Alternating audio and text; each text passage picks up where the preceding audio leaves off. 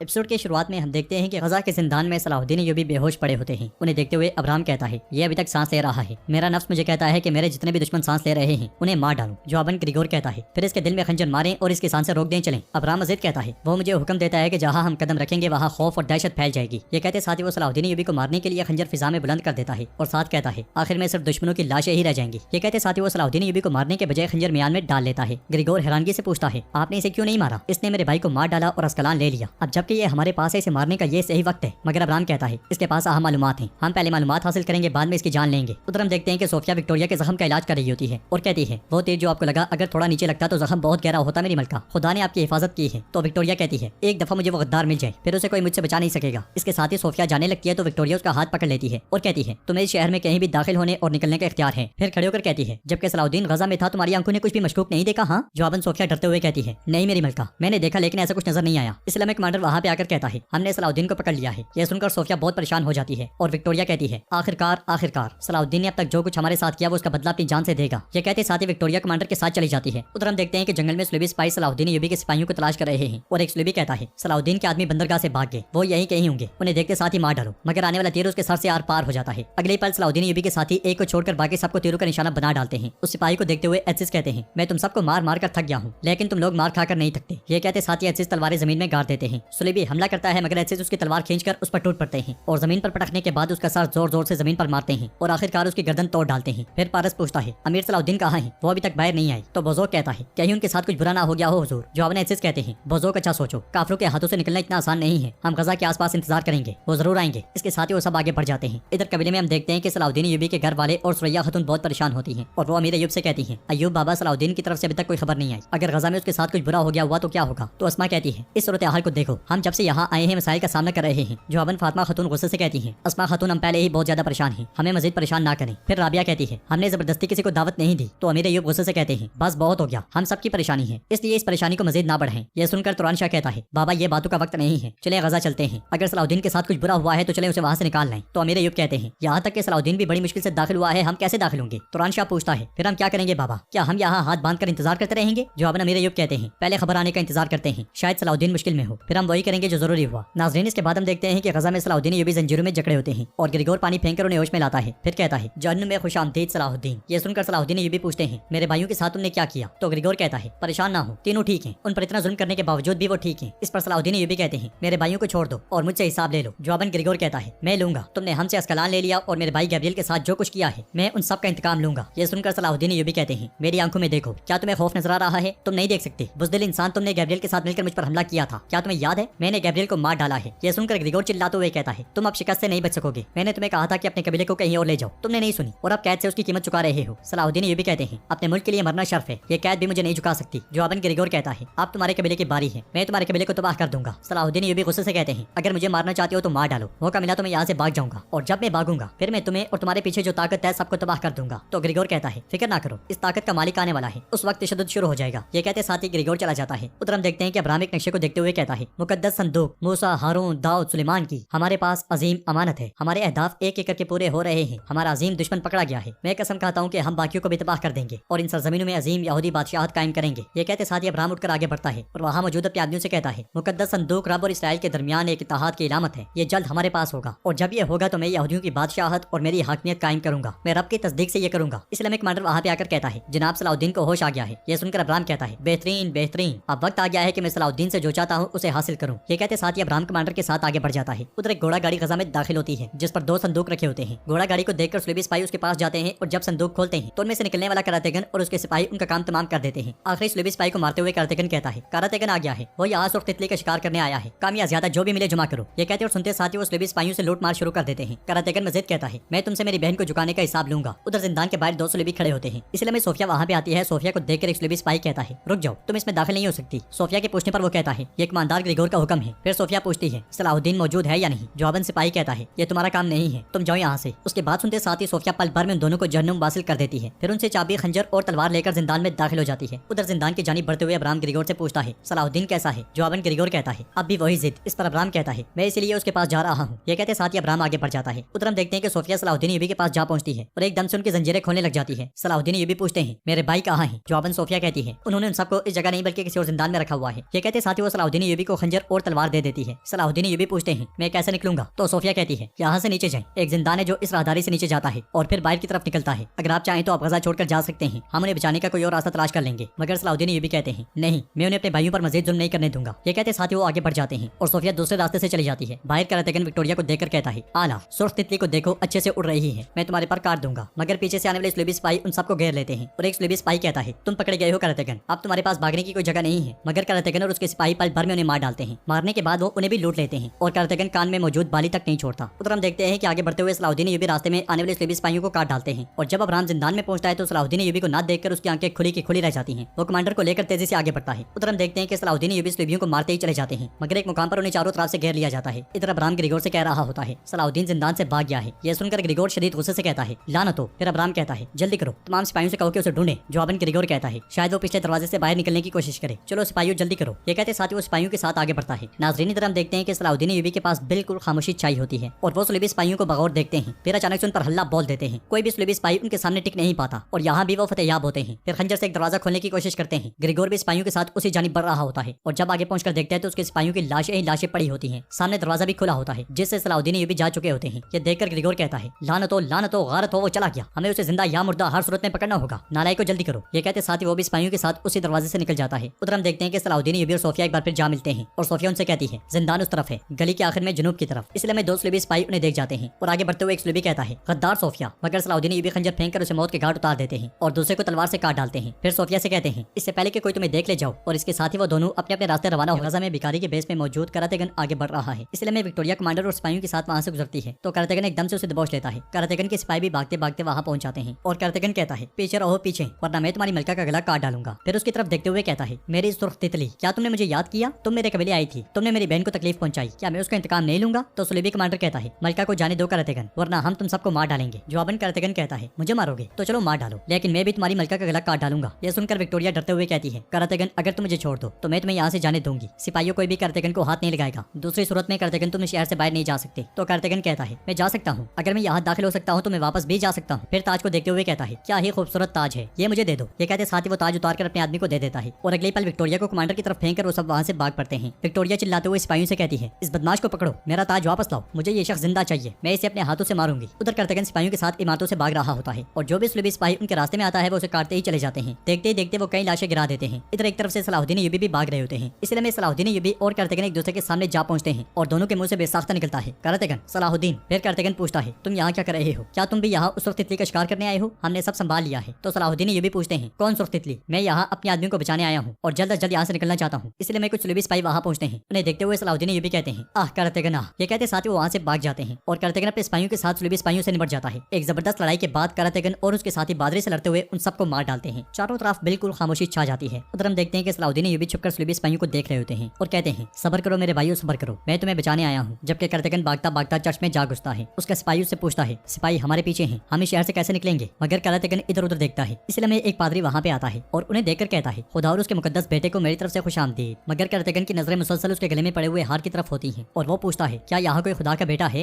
ये कहते साथ वो पादरी को एक जोरदार थप्पड़ मारकर जमीन पर फेंक देता है। फिर कहता है सब ले लो, सब ले लो, कोई भी चीज मत छोड़ना। यह सुनते ही उसके सिपाही पादरी का हार भी निकाल लेते हैं और करातेगन चर्च में सुलेब का निशान तक नहीं छोड़ता और हर चीज लूटता ही चला जाता है। उधर काफी देर तक सुलेबी सिपाहियों को देखने के बाद सलाहुद्दीन यूबी जैसे ही आगे बढ़ते हैं तो वहाँ पे पहुंचने वाला ग्रिगोर कहता है तुम अपने आदमियों के बगैर कहाँ जा रहे हो सलाहुद्दीन? ग्रिगोर के पीछे पीछे कमांडर उनके साथियों को भी लेकर आता है। ग्रिगोर कहता है तुम्हारे पास फरार होने का मौका है, जाओ, बहरहाल तुम्हें गजा में दाखिल होने के लिए बहुत कुछ सहना पड़ा, जाओ और जाकर अपने कबीले की रहनुमाई करो और मैं तुम्हारे पीछे तुम्हारे आदमियों की लाशें भेज दूंगा। ये सुनते ही कमांडर और उसके सिपाही उनके गलों पर खंजर तान लेते हैं। तोरफा कहता है हमारे बारे में मत सोचें, हम इस राह पर अपनी जानें कुर्बान कर देंगे, हमारे कबीले को आपकी जरूरत है, कबीले वापस चले जाएं। तो सलाहुद्दीन ये भी कहते हैं मेरे आदमियों को छोड़ दो ग्रिगोर, तुम्हारा हिसाब मुझसे है, अपनी तलवार मुझ पर उठाओ, चलो एक एक करके अपने तमाम हिसाब पूरे करते हैं। जवाबन ग्रिगोर कहता है मैं पहले ही पूरे कर चुका हूँ, मैंने तुम्हें कैदी बनाया लेकिन तुम कुछ नहीं कर सके। सलाहुद्दीन ये भी पूछते हैं क्या तुम मुझे मारना नहीं चाहते? अगर मैं भाग गया तो तुम कभी मुझे पकड़ नहीं सकोगे, लेकिन अगर हम बादरी से लड़ते हैं तो तुम्हारे पास मुझे मारने का मौका है। मेरी बात शर्त यह है कि मेरे आदमी को जाने दो। मगर ग्रिगोर कहता है भाग जाओ, अगर तुम भागना चाहते हो तो भाग जाओ, मेरे सिपाही तुम्हें पकड़ने के लिए खड़े हैं, मैं अब तुम्हारे कबीले पर हमला करूंगा और उन्हें खत्म कर दूंगा, अपने कबीले वापस चले जाओ अगर तुम जा सको तो। करातेगन और उसके आदमी भी पादरियों के बेस में खड़े होकर ये सारा मंजर देख रहे होते हैं और करातेगन कहता है आह नहीं, लगता है कि सलाहुद्दीन हमारी वजह से इनकी गिरफ्त में फंस गया है, लेकिन अब क्या किया जा सकता है, हमने जानबूझकर ऐसा नहीं किया। उसका सिपाही पूछता है जनाब क्या हम इसे बचाएंगे? जवाब में करातेगन कहता है अगर हम दाखिल होंगे तो मामलात मजीद पेचीदा हो जाएंगे और हम अपनी जानें भी गंवा बैठेंगे, पीछे हो जाओ पीछे। ये कहते और सुनते साथ ही वो सब पीछे हट जाते हैं। इधर कबीले में एक सिपाही सलाहुद्दीन यूबी के घर वालों से कह रहा होता है सुलेबियों ने अमीर सलाहुद्दीन को पकड़ लिया है, ये सुनकर सब बहुत परेशान हो जाते हैं और फातिमा खातून कहती हैं, यूसुफ वो दुश्मनों के अंदर गड़े में फंस गया है। सुरैया खातून अमीर अय्यूब से कहती हैं, चले गजा पर हमला करके सलाहुद्दीन को बचाएं। जवाब में अमीर अय्यूब कहते हैं, मेरी बेटी, क्या हमारे पास हमला करने की ताकत है? यहाँ तक कि सलाहुद्दीन भी उन काफिरों के हाथ में है। ये सुनकर सुरैया खातून पूछती हैं, फिर हम क्या करेंगे? क्या हम सलाहुद्दीन की लाश आने का इंतजार करेंगे? तो अमीर अय्यूब कहते हैं, नहीं, ऐसा नहीं होगा। मैं जाकर सुलेबियों से बात करूंगा। अगर वो सलाहुद्दीन को नहीं छोड़ते तो उसके बाद जो जरूरी हुआ हम करेंगे। घोड़े तैयार करो। इसके साथ ही वो सब आगे बढ़ जाते हैं। उधर अस्कलान में मलिक मियादौद सुल्तान के साथ आगे बढ़ते हुए कहता है, माशाल्लाह, मैंने हमारे छोटे से शहर को उसकी शान के काबिल बना दिया है। हमने पहली नमाज जुमा भी यहाँ अदा की। हमने आपके शानदार नाम से खुतबा भी पढ़ा। सुल्तान, मेरे बेटे जल्द यहाँ आ जाएंगे, फिर ये जगह मैं उनके हवाले कर दूंगा। अगर शेर घर में रहे तो उसके पंजे कमजोर पड़ जाते हैं। यह सुनकर सुल्तान पूछते हैं, तो क्या तुमने मेरे बांजू को भी यहाँ मदू किया है? मगर क्यों? तो मियादौद कहता है, मैं और मेरे बेटे रियासत के वारिस हैं। अब हम रियासत के दिल में रहेंगे। अगर आपने रस्सी का एक सिरा थाम रखा है तो उसका दूसरा सिरा हमारा होगा। इसलिए हम शेर को परेशानी के आलम में वहाँ पे आते हैं और सुल्तान से कहते हैं, सुल्तान, सलाहुद्दीन को सुलेबियों ने पकड़ लिया है। ये सुनकर सुल्तान एकदम से पूछते हैं, ये कैसे हुआ? तो मियादौद कहता है, वही बात हुई, मैंने कहा था सलाहुद्दीन उस सरहद पर उन काफिरों का मुकाबला नहीं कर पाएगा। और जैसे ही उसने कदम उठाया उन्होंने उसे पकड़ लिया। सुल्तान शेरको से कहते हैं, हम फौरन गजा जाएंगे और सलाहुद्दीन को उनके हाथों से लेकर आएंगे। ये कहते साथ ही सुल्तान शेरको के साथ चले जाते हैं। तो मियादौद अपने आदमी से कहता है, करातेगन और सदरान को मतला करो। सलाहुद्दीन इस कबीले के मसले हल नहीं कर सकता, हम वही करेंगे जो जरूरी होगा। नाज़रीन, इसके बाद हम देखते हैं कि सलाहुद्दीन अय्यूबी और उनके साथी एक बार फिर जिंदान में कैद होते हैं। दमीर जान सलाहुद्दीन अय्यूबी से कहता है, मेरे अमीर, काश के आप हमें छोड़कर वापस चले जाते। फिर उर्फा कहता है, वो कबीले पर भी हमला करेंगे, हमसे ज्यादा कबीले को आपकी जरूरत है। तो सलाहुद्दीन अय्यूबी कहते हैं, मैं जानता हूँ उर्फा, मैं जानता हूँ, लेकिन तुम लोगों को छोड़ नहीं सकता था। तो उर्फा कहता है, हम सिर्फ 3 लोग थे, वहाँ एक बहुत बड़ा मैदान है, एक कबीला जो हमने अपने खून पसीने से अपनी जमीन पर बनाया था। यह सुनकर सलाहुद्दीन अय्यूबी कहते हैं, इससे पहले कि वो कबीले पर हमला करे हम कबीले को बचाने का कोई रास्ता तलाश कर लेंगे, फिक्र ना करो। दूसरी तरफ ग्रिगोर सिपाहियों से कहता है, सलाहुद्दीन हमारे पास कैद है, उसका कबीला बगैर सरबराह के है। अब हम उसके कबीले पर हमला करेंगे और उसे खून की होली में बदल देंगे। मगर वहाँ पे आने वाला अबराम कहता है, नहीं बहादुर आदमी नहीं, तुम्हें अपने खून बहाने की ख्वाहिश को थोड़ी देर और रोकने की जरूरत है। ग्रिगोर गुस्से से पूछता है, आपका क्या मतलब है? मैं सलाहुद्दीन को मारने का इंतजार कर सकता हूँ, लेकिन मैं उसके कबीले पर हमला करने का इंतजार नहीं कर सकता। तो अबराम कहता है, वो मालूमात हासिल करने के लिए जो मैं चाहता हूँ मैं कबीले को उसे धमकाने के लिए इस्तेमाल करूंगा। अगर वो नहीं बताता तो उसे मार डालना। ये सुनकर ग्रिगोर कहता है, जाएं और वो मालूमात लें, आपको जो भी करना है जल्दी करें। अबराम कहता है, मैं सलाहुद्दीन को यहाँ से ले जाऊंगा, उसका यहाँ रहना खतरनाक है और मैं मालूमात हासिल किए बगैर उसे खो नहीं सकता। ग्रिगोर के पूछने पर अबराम कहता है, मेरे पास एक ऐसी जगह है जो ज़ेरे ज़मीन है, मैं उसे वहाँ लेकर जाऊंगा, मैं वहाँ वो मालूमात ले लूंगा और उसके बाद उसे मार डालूंगा। उसकी बात सुनकर ग्रिगोर कहता है, आपके पास शाम तक का वक्त है, वरना मैं कबीले पर हमला कर दूंगा। नाज़रीन, इसके बाद हम देखते हैं कि अबराम का कमांडर जिंदान में जाकर सलाहुद्दीन अय्यूबी से कहता है, हमें चलना है, चलो। तो सलाहुद्दीन अय्यूबी पूछते हैं, कहाँ? जवाबन कमांडर कहता है, एक ऐसी जगह जहाँ कोई तुम्हें ढूंढ ना सके, हमारे अजीम आका के पास। उधर सुल्तान शेरको और सिपाहियों के साथ गजा की जानिब आ रहे होते हैं। जबकि इधर हम देखते हैं कि कमांडर सलाहुद्दीन अय्यूबी और उनके साथियों को लेकर जिंदान से आगे बढ़ रहा होता है। इसलिए हमें सामने से सोफिया आती है और जानबूझकर सलाहुद्दीन अय्यूबी को दबोचते हुए कहती है, बदबख्त इंसान, बदबख्त, तुमने अस्कलान में जो कुछ किया उसकी कीमत अपनी जान से अदा करोगे सलाहुद्दीन। मौका देखते साथ ही सलाहुद्दीन अय्यूबी आहिस्तगी से कहते हैं, मेरे आदमियों को बोलो कि मेरी बताई हुई बातों पर अमल करें और कबीले की हिफाजत करें। ये कहते साथ ही वो सोफिया को पीछे धकेल देते हैं। वहाँ पे आने वाला ग्रिगोर भी ये सारा मंजर देख रहा होता है और कमांडर सलाहुद्दीन अय्यूबी और उनके साथियों को लेकर एक बार फिर आगे बढ़ जाता है। सबके जाने के बाद ग्रिगोर सोफिया से कहता है, पहाड़ी फूल पुरस्कून हो जाओ, वो हमसे बच नहीं सकता, हम उसकी मौत की खुशी मनाएंगे। ये सुनते साथ ही सोफिया चली जाती है। सोफिया के जाने के बाद अबराम आता है और ग्रिगोर से कहता है, जबकि तुम अपने दुश्मनों की तरफ देख रहे हो, तुम अपने आसपास के गद्दारों को देख नहीं पा रहे। ग्रिगोर पूछता है, कौन? ये पहाड़ी फूल? अबराम, तुम मुबालगा आराई कर रहे हो, ये हमें कभी धोखा नहीं दे सकती। जवाबन अबराम कहता है, इसकी खूबसूरती ने तुम्हें अंधा कर दिया है, तुम इसे हवस भरी निगाहों से देखते हो, इसे शक की निगाह से देखने की कोशिश करो, जरा देखो ग्रिगोर, जरा देखो। ये कहते साथ ही अबराम आगे बढ़ जाता है। इसलिए हमें कमांडर भागता भागता आता है और ग्रिगोर से कहता है, जनाब सुल्तान नूरुद्दीन गजा की तरफ आ रहा है। जंगल में हम देखते हैं कि करातेगन और उसके सिपाही लूटी हुई चीजें निकाल रहे होते हैं और ताज को देखते साथ ही करातेगन कहता है, ये मैं अपनी बहन के सर पर रखूंगा, फिर वो अपना सर फखर से उठाकर चलेगी। इसलिए हमें सुलेबी सिपाहियों की बड़ी तादाद वहां पहुंचकर उन्हें घेर लेती है। मगर इससे पहले कि वो आपस में टकराते सुलेबियों पर तीर बरसने लगते हैं। तीर मारने वाले मियादौद और उसके सिपाही होते हैं जो अगले लम्हे सुलेबियों पर चढ़ दौड़ते हैं। मलिक मियादौद भी सुलेबियों को काटना शुरू कर देता है। नाज़रीन, मैदान जंग में करातेगन नुमाया नजर आता है। मलिक मियादौद के लड़ने का अंदाज भी शानदार होता है और सुलेबी सिपाहियों को बेदर्दी से काटता ही चला जाता है। कुछ देर की लड़ाई के बाद सब सुलेबी मारे जाते हैं और मियादौद बाजू फैलाते हुए करातेगन से कहता है, क्या तुम शेरों को जानते हो? वो जंगल पर हुक्मरानी करते हैं। करातेगन कहता है, जहाँ भेड़िए ने अपने पंजे थकाए वहाँ शेर आ गया। मलिक मियादौद, शुक्रिया। फिर मियादौद कहता है, हमारा तुम्हारे साथ एक अहम मसला है करातेगन, सलाहुद्दीन को सुलेबी काफिरों ने पकड़ लिया है, सलाहुद्दीन का कबीला अब तुम्हारा है। यह सुनकर करातेगन हैरान। सुल्तान शेरको और सिपाहियों के साथ गजा की जानिब बढ़ रहे होते हैं। इसलिए हमें उनके सामने बहुत से नेज़े आ लगते हैं। नेज़े मारने वाले सुलेबी सिपाही अगले पल उनके सामने जा खड़े होते हैं। ग्रिगोर को देखते साथ ही सुल्तान घोड़े से उतर जाते हैं और ग्रिगोर कहता है, सुल्तान नूरुद्दीन, अब हमने अपनी सरहदें खून और हथियारों से खींच ली हैं। ये सुनते साथ ही सुल्तान आगे बढ़ते हैं और नेज़ा उठाकर फेंकते हैं जो सुलेबी सिपाही के पेड़ से आर पार हो जाता है। फिर तलवार बेनियाम करते हुए कहते हैं, और मैं इन्हें अपनी तलवार से चीर कर आगे बढ़ूंगा। इसके साथ ही वहाँ पे एक धुआंधार लड़ाई शुरू हो जाती है। शेरको, वजीर अहमद और सुल्तान दुश्मनों को मौत के घाट उतारने लग जाते हैं। ग्रिगोर कमांडर और सिपाहियों के साथ एक तरफ खड़े होकर ये सारा मंजर देख रहा होता है। लड़ाई के दौरान ही विक्टोरिया वहाँ पहुंचकर सुल्तान से पूछती है, सुल्तान नूरुद्दीन, क्या आप सलाहुद्दीन को मारने आए हैं? जवाबन सुल्तान कहते हैं, मैं सलाहुद्दीन को तुम लोगों से छुड़वाने आया हूँ। इस पर विक्टोरिया कहती है, लेकिन इस तरह तो आप सलाहुद्दीन की जान को खतरे में डाल देंगे, हमें से अगर कोई एक भी मरा तो सलाहुद्दीन भी मर जाएगा। फिर ग्रिगोर कहता है, वैसे भी सलाहुद्दीन गजा में नहीं है, हमने उसे ऐसी जगह भेज दिया है जहाँ उसे कोई ढूंढ नहीं सकता। उनकी बातें सुनकर सुल्तान विक्टोरिया से पूछते हैं, सलाहुद्दीन के बदले में क्या चाहते हो? तो ग्रिगोर कहता है, सलाहुद्दीन का कबीला वापस चला जाए। यह सुनकर शेरको कहते हैं, तुम लोग एक कबीले का मुकाबला नहीं कर सके, इसलिए लिए उसे बुजदिली से वापस भेजने की बात कर रहे हो। जवाबन ग्रिगोर कहता है, तुम अपने खानदान के साथ कबीले क्यों नहीं आए शेर को? क्या तुम्हें हमसे डर लगता था जो अपने सुल्तान के पीछे पना ली? सुल्तान कहते हैं, हम सरजमीनों की सौदेबाजी नहीं करते जब तक उसकी मिट्टी को अपने खून में नहीं नहलाते। हम अपनी सरजमीन किसी के हवाले नहीं करते। तो विक्टोरिया कहती है, हम ये नहीं कह रहे कि अपनी सरजमीन हमें दे दो, हम ये कह रहे हैं कि सलाउद्दीन का कबीला वहाँ आबाद नहीं होगा वरना उसकी जान चली जाएगी। फिर ग्रिगोर कहता है, हम खबरदार कर रहे हैं, अगर आप उस कबीले को वहाँ से हटा देंगे तो खून बहाए बगैर मसला हल हो जाएगा और हम सलाउद्दीन को छोड़ देंगे, और अगर आप कबीले को वहाँ से नहीं हटाते तो हम अपने लश्कर के साथ आकर खुद तबाह कर देंगे। तब हर तरफ खून ही खून होगा। ये सुनकर सुल्तान सोच में पड़ जाते हैं। दूसरी जानिब जंगल में सोफिया सलाउद्दीन यूबी के साथियों के पास आती है और कहती है, अमीर सलाउद्दीन गजा में नहीं है। पारस पूछता है, वो उसे कहाँ लेकर गए हैं? जवाबन सोफिया कहती है, सुलेबियों की रहनुमाई करने वाले शख्स के पास ले गए। अमीर सलाउद्दीन जिससे मत गए हैं पीछे निशानात छोड़ेंगे। उन्होंने कहा है कि इस तरह तुम लोग उनका पीछा कर सकते हो। ये सुनकर एथिस कहते हैं, अब मैं समझ गया, अमीर सलाउद्दीन खुफिया शख्स के पीछे गए हैं। फिर सोफिया कहती है, ग्रिगोर भी कबीले पर हमले की तैयारी कर रहा है। उन्होंने कहा है कि जब तक मेरी वापसी नहीं होती अपनी जान दांव पर लगाकर कबीले की हिफाजत करना। जवाबन एथिस कहते हैं, चलो भाइयों, कबीला और सलाउद्दीन दोनों खतरे में हैं, अब फर्ज निभाने का वक्त है। इसके साथ ही सब अपने अपने घोड़ों की जानिब बढ़ते हैं। उधर कमांडर सलाउद्दीन यूबी और उनके साथियों को लेकर आगे बढ़ रहा होता है। दमीर जान कहता है, काफिर कबीले पर हमले की तैयारी कर रहे हैं। तो सलाउद्दीन यूबी कहते हैं, कबीले वाले मजामत कर सकते हैं और जब तक हम वापस नहीं जाते वो कबीले की हिफाजत करेंगे। फिर उर्फा पूछता है, ये हमें जिसके पास ले जा रहे हैं वो आपसे क्या चाहता है? जबकि अब्राहम एक जानिब खड़े होकर उन्हें आता हुआ देख रहा होता है और कहता है, वो आ रहा है हमारा बड़ा खजाना। उर्फा की बात का जवाब देते हुए सलाउद्दीन यूबी कहते हैं, वो किसी अहम चीज के पीछे है और वो सोचता है कि वो उसे मुझसे ले सकता है, लेकिन वो अपनी जान में फंस जाएगा। नाज़रीन, इसके बाद हम देखते हैं कि एथिस अपने सिपाहियों के साथ अमीर अय्यूब का रास्ता रोक लेते हैं। ये देखकर अमीर अय्यूब पूछते हैं, एथिस खैरियत तो है, रास्ता क्यों रोका है? जवाबन एथिस कहते हैं, आप लोग गजा मत जाएं, सलाउद्दीन वहाँ नहीं है। अमीर अय्यूब एकदम से पूछते हैं, फिर वो कहाँ है? जवाबन पारस कहता है, उसे सुलेबियों की रहनुमाई करने वाले शख्स के पास ले गए हैं। अमीर सलाउद्दीन ने कहा है कि वो अपने पीछे निशानात छोड़ेंगे। एथिस उसकी बात को आगे बढ़ाते हुए कहते हैं, हम निशानात का पीछा करेंगे। यह सुनकर अमीर अय्यूब कहते हैं, मैं भी तुम्हारे साथ आऊंगा, मेरा बेटा मुश्किल में है। मगर एथिस उन्हें रोकते हुए कहते हैं, अय्यूब बाबा, आप कबीले वापस जाएं, सुलेबी कबीले पर हमले की तैयारी कर रहे हैं। दूसरी तरफ सुरैया खातून राबिया और कुछ सिपाहियों के साथ आगे बढ़ते हुए कहती हैं, मैं नहीं रुक सकती, जबकि सलाउद्दीन कैद में है, मैं नहीं रुक सकती। जवाबन राबिया कहती है, सुरैया खातून मेरे बाबा गए हैं, इसके अलावा मेरा भाई बहादुर है, वो किसी तरीके से बच जाएगा, चलो वापस अपने कबीले चलते हैं। इसलिए मैं सुलेबी सिपाही को छोड़ा हुआ तीर राबिया के कंधे के करीब पेवस्त हो जाता है। यह देखकर सुरैया खातून चिल्ला उठती है और राबिया जमीन पर गिर जाती है। अगले पल सुलेबी सिपाही उन पर हमलावर होते हैं और सुलेबी कमांडर हंसते हुए कहता है, तुम लोगों को बचाने के लिए कोई सलाउद्दीन नहीं आने वाला, तुम कबीले से बाहर कदम नहीं रख सकोगे। अपने आसपास मौजूद काफिरों को मारने के बाद सुरैया खातून राबिया के पास जाकर कहती है, राबिया उठो, हमें कबीले वापस जाना होगा, जल्दी करो। ये कहते साथ ही वो उसे लेकर आगे चल पड़ती हैं। मगर अय्यूबी सिपाही मुजामत करते करते शहीद हो जाते हैं और कमांडर कहता है, कमांडर ग्रिगोर ने हमें शाम तक इंतजार करने का हुक्म दिया है, कबीले पर हमला करने से पहले ये खौफ उनके लिए काफी होगा, वो अब सुकून का सांस नहीं ले सकेंगे। उधर एथिस अमीर अय्यूब से कहते हैं, अमीर सलाउद्दीन ने हमें उस कबीले की हिफाजत करने को कहा है, जब तक वो वापस नहीं आते हमें साबित कदम रहना चाहिए। तो अमीर अय्यूब कहते हैं, अगर सलाउद्दीन ने ऐसा कहा है तो हम वही करेंगे जो जरूरी है, कबीले की हिफाजत हमारे सुपुर्द है, हम अपनी जान की कीमत पर उसकी हिफाजत करेंगे, लेकिन कबीले का सतून सलाउद्दीन है, उसे लिए बगैर वापस मत आना। ये सुनते साथ ही वो चारों रवाना हो जाते हैं। नाज़रीन, इसके बाद हम देखते हैं गजा में सोफिया एक घर की छत पर जाती है और इधर उधर देखने के बाद एक खबर लिखने लग जाती है। खबर लिखने के बाद वो जब खबर कबूतर में डालकर उसे उड़ाती है तो ग्रिगोर का छोड़ा हुआ तीर कबूतर को जा लगता है, जिसकी वजह से कबूतर फिर से जमीन पर आ गिरता है। ग्रिगोर सोफिया के पास आकर पूछता है, इस कबूतर से कहाँ खबर भेज रही थी पहाड़ी फूल? तो सोफिया कहती है, जनाब कुछ,